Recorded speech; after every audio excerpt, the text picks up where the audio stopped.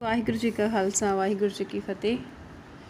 ਜਿਵੇਂ ਕਿ ਅਸੀਂ ਕੱਲ੍ਹ ਕੀਤਾ ਸੀਗਾ ਚੈਪਟਰ ਵਰਨਮਾਲਾ ਔਰ ਉਸ ਦੇ ਵਿੱਚ ਅਸੀਂ ਇਹ ਸਿੱਖ ਲਿਆ ਸੀਗਾ ਕਿ ਵਰਨਮਾਲਾ ਦੀ ਪਰਿਭਾਸ਼ਾ ਕੀ ਹੈ, ਵਰਨਮਾਲਾ ਦੇ ਵਿੱਚ ਕਿੰਨੇ ਅੱਖਰ ਹਨ, ਠੀਕ ਹੈ, ਕਿਵੇਂ ਕਿਵੇਂ ਸ਼ਾਮਲ ਹੋਏ, ਕਿਵੇਂ ਕਿਵੇਂ ਉਹਨਾਂ ਦੀ ਗਿਣਤੀ ਵਧੀ, ਇਹ ਸਾਰਾ ਕੁਝ ਆਪਾਂ ਸਿੱਖ ਲਿਆ ਸੀ। ਅੱਜ ਜਸਟ ਆਪਾਂ ਰਿਵੀਜ਼ਨ ਹੀ ਕਰਨੀ ਹੈ, ਠੀਕ ਹੈ, ਪਾਠ 4 ਦੀ ਵਰਨਮਾਲਾ ਅਤੇ ਲਿਪੀ ਔਰ ਪਰਿਭਾਸ਼ਾ ਵੀ ਇਹਨਾਂ ਦੀ ਇੱਕ ਵਾਰੀ ਰਿਵਾਈਜ਼ ਕਰਾਂਗੇ ਆਪਾਂ, ਠੀਕ ਹੈ।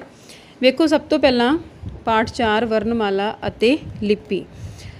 ਇਹਦੇ ਵਿੱਚ ਸਭ ਤੋਂ ਪਹਿਲਾਂ ਮੈਂ ਥੋੜ੍ਹਾ ਜਿਹਾ ਤੁਹਾਨੂੰ ਯਾਦ ਕਰਵਾ ਦਾਂ ਕਿ ਵਰਨ ਕੀ ਸੀਗੇ, ਠੀਕ ਹੈ। ਜਦੋਂ ਅਸੀਂ ਬੋਲਦੇ ਹਾਂ ਸਾਡੇ ਮੂੰਹ ਦੇ ਵਿੱਚੋਂ ਜਿਹੜੀਆਂ ਆਵਾਜ਼ਾਂ ਨਿਕਲਦੀਆਂ ਵਾ ਉਹਨਾਂ ਨੂੰ ਆਪਾਂ ਧੁਨੀਆਂ ਕਹਿੰਦੇ ਹਾਂ, ਠੀਕ ਹੈ।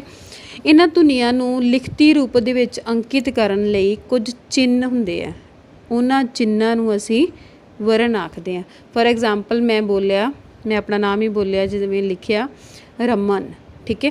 ਉਸ ਦੇ ਵਿੱਚ ਕਿਹੜੀਆਂ ਕਿਹੜੀਆਂ ਆਵਾਜ਼ਾਂ ਆਈਆਂ? ਰਾਰਾ, ਮੰਮਾ ਅਤੇ ਨੰਨਾ।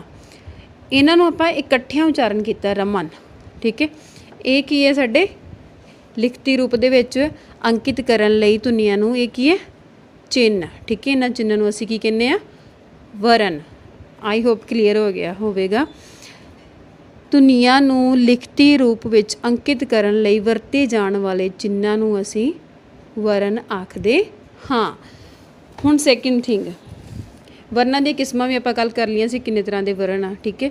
ਜਿਵੇਂ ਸਵਰ ਆ, ਵਿਅੰਜਨ ਆ, ਅਨੁਨਾਸਿਕ ਆ, ਠੀਕ ਹੈ, ਸਧਾਰਨ ਆ, ਇਹ ਸਾਰੇ ਆਪਾਂ ਕੱਲ੍ਹ ਕੀਤੇ ਸੀਗੇ। ਅੱਗੇ ਆਪਾਂ ਹੁਣ ਕਰਨਾ ਹੈ ਕਿ ਵਰਨਮਾਲਾ ਕੀ ਸੀਗੀ। ਵਰਨਮਾਲਾ ਵਿੱਚ ਆਪਾਂ ਪੜ੍ਹਿਆ ਸੀਗਾ ਕਿ ਵਰਨਾਂ ਦੀ ਨਿਸ਼ਚਿਤ ਤਰਤੀਬ ਨੂੰ ਵਰਨਮਾਲਾ ਕਿਹਾ ਜਾਂਦਾ ਹੈ। ਹੁਣ ਇਹੀ ਵਰਨ, ਠੀਕ ਹੈ। ਇੱਕ ਗੱਲ ਤੁਸੀਂ ਯਾਦ ਰੱਖਣੀ ਕਿ ਹਰ ਭਾਸ਼ਾ ਦੇ ਲਿਖਣ ਦੇ ਆਪਣੇ ਆਪਣੇ ਚਿੰਨ੍ਹ ਹੁੰਦੇ ਹਨ।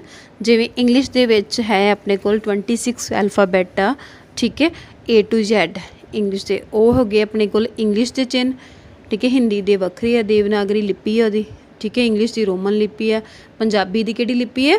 ਗੁਰਮੁਖੀ, ਠੀਕ ਹੈ। ਹੁਣ ਵੇਖੋ ਇਹਦੇ ਵਿੱਚ ਕੀ ਕਰਨਾ ਆਪਾਂ ਕਿ ਵਰਨਮਾਲਾ ਦੀ ਪਰਿਭਾਸ਼ਾ ਨੂੰ ਇੱਕ ਵਾਰੀ ਰਿਵਾਈਜ਼ ਕਰਨਾ ਕਿ ਵਰਨਮਾਲਾ ਕੀ ਹੈ। ਵਰਨਮਾਲਾ ਕੀ ਹੈ? ਦੱਸੋ ਜ਼ਰਾ। ਵਰਨਾਂ ਦੀ, ਵਰਨਮਾਲਾ ਕੀ ਹੈ? ਵਰਨਾਂ ਦੀ ਨਿਸ਼ਚਿਤ, ਵਰਨਾਂ ਦੀ ਨਿਸ਼ਚਿਤ ਤਰਤੀਬ, ਠੀਕ ਹੈ। ਵਰਨਮਾਲਾ ਕੀ ਹੈ? ਵਰਨਾਂ ਦੀ ਨਿਸ਼ਚਿਤ ਤਰਤੀਬ। ਆਪਾਂ ਕਰਨਾ ਹੈ ਲਿਪੀ ਦੀ ਪਰਿਭਾਸ਼ਾ, ਠੀਕ ਹੈ। ਲਿਪੀ ਕੀ ਆ? ਹੁਣ ਇਸ ਨੂੰ ਆਪਾਂ ਲਿਪੀ ਨੂੰ ਇੱਕ ਉਦਾਹਰਨ ਦੇ ਤੌਰ 'ਤੇ ਸਮਝਦੇ ਹਾਂ, ਠੀਕ ਹੈ। ਇੱਕ ਐਗਜ਼ਾਮਪਲ ਲੈਂਦੇ ਹਾਂ ਆਪਾਂ, ਉਹਦੇ ਲਈ ਆਪਾਂ ਸਿੱਖਦੇ ਹਾਂ ਕਿ ਲਿਪੀ ਕੀ ਆ, ਠੀਕ ਹੈ। ਫੋਰ ਐਗਜ਼ਾਮਪਲ ਆਪਾਂ ਵਿਸ਼ੇਸ਼ਣ ਸ਼ਬਦ ਲੈ ਲੈਂਦੇ ਹਾਂ ਇੱਕ, ਜਿਵੇਂ ਮੇਰੇ ਕੋਲ ਇੱਕ ਸ਼ਬਦ ਆ, ਮੈਂ ਲਿਖਦੀ ਇੱਥੇ ਸੁੰਦਰ, ਠੀਕ ਹੈ। ਹੁਣ ਇਹਦੇ ਵਿੱਚੋਂ ਆਪਾਂ ਇਹ ਵੇਖਣਾ ਵਰਨ ਕਿਹੜੇ ਕਿਹੜੇ ਆ। ਹਾਂਜੀ, ਸਾਰੇ ਜਾਣੇ ਧਿਆਨਪੂਰਵਕ ਸੁਣ ਕੇ ਅਤੇ ਬੋਲੋ, ਕਿਹੜੇ ਕਿਹੜੇ ਵਰਨ ਆ? ਸੱਸਾ, ਦੱਦਾ ਅਤੇ ਰਾਰਾ, ਇਹ 3 ਕੀ ਹੈ? ਵਰਨ।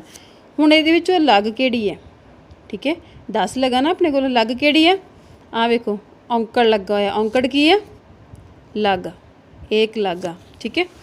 ਹੁਣ ਵੇਖੋ ਉੱਪਰ ਟਿੱਪੀ ਵੀ ਲੱਗੀ ਹੋਈ ਹੈ ਸੁੰਦਰ ਦੇ, ਠੀਕ ਹੈ, ਉਹ ਕੀ ਹੈ? ਬਿੰਦੀ, ਟਿੱਪੀ, ਅੱਧਕ, ਇਹ ਕੀ ਹੈ? ਲਗਾਖਰ। ਉੱਤੇ ਟਿੱਪੀ ਲੱਗੀ ਹੋਈ, ਲਗਾਖਰ। ਇਹਦਾ ਮਤਲਬ ਕੀ ਹੋਇਆ ਕਿ ਸ਼ਬਦ ਦੀ ਰਚਨਾ ਜਿਹੜੀ ਆ ਉਹ ਕਿਵੇਂ ਹੋਈ ਹੈ? ਇਕੱਲੇ ਵਰਨਾਂ ਤੋਂ ਸ਼ਬਦ ਦੀ ਰਚਨਾ ਨਹੀਂ ਹੋਈ, ਠੀਕ ਹੈ। ਵਰਨ, ਲੱਗ ਅਤੇ ਲਗਾਖਰ, ਇਹ ਤਿੰਨਾਂ ਦੇ ਸੁਮੇਲ ਤੋਂ ਕੀ ਬਣਿਆ? ਵਰਨਾਂ, ਲਗਾਂ ਅਤੇ ਲਗਾਖਰਾਂ ਦੇ ਸੁਮੇਲ ਤੋਂ ਕੀ ਬਣਦਾ ਹੈ? ਦੇ ਸੁਮੇਲ ਤੋਂ ਕੀ ਬਣਿਆ? ਸ਼ਬਦ। ਸ਼ਬਦ ਦੀ ਰਚਨਾ ਹੋਈ ਹੈ, ਠੀਕ ਹੈ। ਵਰਨ, ਵਰਨਾਂ, ਲਗਾਂ ਅਤੇ ਲਗਾਖਰਾਂ ਦੇ ਸੁਮੇਲ ਤੋਂ ਕੀ ਹੁੰਦਾ ਹੈ? ਸ਼ਬਦ ਦੀ ਰਚਨਾ। ਇੱਕ ਐਗਜ਼ਾਮਪਲ ਆਪਾਂ ਹੋਰ ਲੈ ਲੈਂਦੇ ਹਾਂ। ਫੋਰ ਐਗਜ਼ਾਮਪਲ ਬਿੱਲੀ, ਇਹ ਮੈਂ ਤੁਹਾਨੂੰ 4th ਕਲਾਸ ਦੇ ਵਿੱਚ ਵੀ ਕਰਵਾਈ ਸੀ, ਆਈ ਹੋਪ ਕਿ ਤੁਹਾਨੂੰ ਯਾਦ ਹੀ ਹੋਵੇਗੀ, ਠੀਕ ਹੈ। ਹੁਣ ਇਹਦੇ ਵਿੱਚ ਵੇਖੋ ਆਹ ਕੀ ਲੱਗਾ ਹੋਇਆ? ਸਿਹਾਰੀ। ਸਿਹਾਰੀ ਕੀ ਆ? ਇੱਕ ਲੱਗ ਆ। ਬਿਹਾਰੀ ਕੀ ਆ? ਇਹ ਵੀ ਇੱਕ ਲੱਗ ਆ, ਠੀਕ ਹੈ। ਇਹ ਕੀ ਆ? ਬਿਹਾਰੀ, ਔਰ ਬਿਹਾਰੀ ਕੀ? ਇੱਕ ਲੱਗ ਆ। ਅੱਧਕ, ਅੱਧਕ ਕੀ ਹੈ? ਲਗਾਖਰ। ਇਹ ਦੋਵੇਂ ਕੀ ਹੈ? ਬੱਬਾ ਅਤੇ ਲੱਲਾ, ਬੱਬਾ ਪਲੱਸ ਲੱਲਾ, ਇਹ ਦੋਵੇਂ ਕੀ ਆ ਵਰਨ। ठीक है, हुण शब्द की रचना किवें हुई, वर्ण लगा, ठीक है, आ लग दोवें लगा हो गई, बिहारी सिहारी लगा ते लगाखर दे सुमेल तो शब्द की रचना हुंदी है। सो इसका मतलब की होया कि लिपि दे विच की शामिल हुंदा है, ठीक है, लिपि दे विच की शामिल हुंदा है। पंजाबी भाषा की लिपि किहड़ी है, हाँ जी, पंजाबी भाषा की लिपि की है गुरमुखी। कल मैं दस्सिया सी कि गुरु अंगद देव जी ने एक निश्चित तरतीब इसनूं अखरां नूं दित्ती सीगी, ठीक है, इस करके इसका नाम गुरमुखी पै गया है, ठीक है। जिहड़ी आपां तरतीब हुण वेखदे हैं ना, कंठी धुनियां अलग वा, कक्के वर्ग वाले, चच्चे वर्ग, तत्ता वर्ग, टैंका वर्ग, ये सारी तरतीब गुरु अंगद देव जी ने दित्ती सी, इसनूं एक विग्यानक लिपि बनाया सी। सो इस करके इसका नाम गुरमुखी पै गया सी। हुण वेखो इत्थे तुसीं कि लिपि जिहड़ी आ वो अपनी पंजाबी की लिपि किहड़ी है, गुरमुखी, ठीक है। और इस दे विच शामिल की है, ठीक है। हुण इस एग्जाम्पल तो क्लीयर होना आपां नूं कि की इस दे विच शामिल आ। पहली गल ते वरण, ठीक है, लिपि कित्थों बनदी है, लिपि दे विच की कुछ शामिल है, वरण, ठीक है। किन्ने वरण आ इत्थे पहलां आपां लिख ही लैंदे आ, ठीक है। वरण किन्ने आ 41, 41 अपने कोल की है वरण, ऊड़े तो लैके लल्ले पैर बिंदी तक। नैक्सट की आ गया लगा, किन्नियां लगा ने अपने कोल 10 लगा वा, ठीक है। किहड़ियां किहड़ियां, मुक्ता, कन्ना, सियारी, बिहारी, औंकड़, दलैंकड़, होड़ा, कनौड़ा, ये सारिਆਂ ਨੂੰ याद आई, मैनू ये पता है कि तुहानू सारिਆਂ ਨੂੰ आउंदियां ने, ठीक है। नैक्सट की आ लगाखर, लगाखर जिहड़े आ वो किन्ने ने 3, किहड़े किहड़े लगाखर ने 3, ठीक है। लगाखर किहड़े किहड़े ने 3, टिप्पी, बिंदी ते अदक, ठीक है, टिप्पी, बिंदी ते अदक, ये तिन्ने लगाखर ने, समझ आ गई। उस तो बाद च इस दे विच शामिल हुंदे ने दुत्त अखर। दुत्त अखर किहड़े हुंदे ने, जिहड़े अखर दे पैर दे विच पैंदे हन। दुत्त अखर किन्हां नूं कहंदे हन, जिहड़े पैर विच पैंदे आ, पैर विच पैण वाले अखरां नूं दुत्त अखर कहा जांदा है, ठीक है। ये किन्ने ने, ये भी 3 ने, किहड़े किहड़े, हा हा, इनू इदां पाउने आपां, रारा इनू इदां पाउने आ, ते वाह वाह इनू आपां इदां पाउने आ, ठीक है, समझ आ गई। हुण एक बारी वेख लो लिपि की है, पंजाबी भाषा की लिपि किहड़ी आ, गुरमुखी, ठीक है। और गुरमुखी लिपि दी जिहड़ी बनतर आ उहदे विच की आ, कुल 41 वरण शामिल आ, 10 लगा, 3 लगाखर, 3 दुत्त अखर, इन्हां सारिਆਂ ਦੇ सुमेल तो लिपि बनदी, ठीक है, गुरमुखी लिपि बनदी है। और लिपि की परिभाषा समझ आ गई होगी आई थिंक। एग्जाम्पल मैं तां ही पहलां करवाई कि परिभाषा करन तो बाद विच आपां परिभाषा करांगे, पहलां तुहानूं ये क्लीयर हो जाए कि लिपि किहनूं कहंदे आ, ठीक है। ओके, हुण आपां परिभाषा वेखीए, लिपि की परिभाषा इह तों ही बनाउणी आपां। की बन गई लिपि की परिभाषा, भाव मूँह विचों निकलण वालियां आवाज़ां, जिवें मैं सुंदर शब्द बोलिया और लिख दिता, ठीक है, मूँह विचों निकलण वालियां आवाज़ां नूं लिखती रूप देण लई वरते जाण वाले सारे चिन्हां, ठीक है, सारे चिन्हां नूं लिपि कहा जाता है।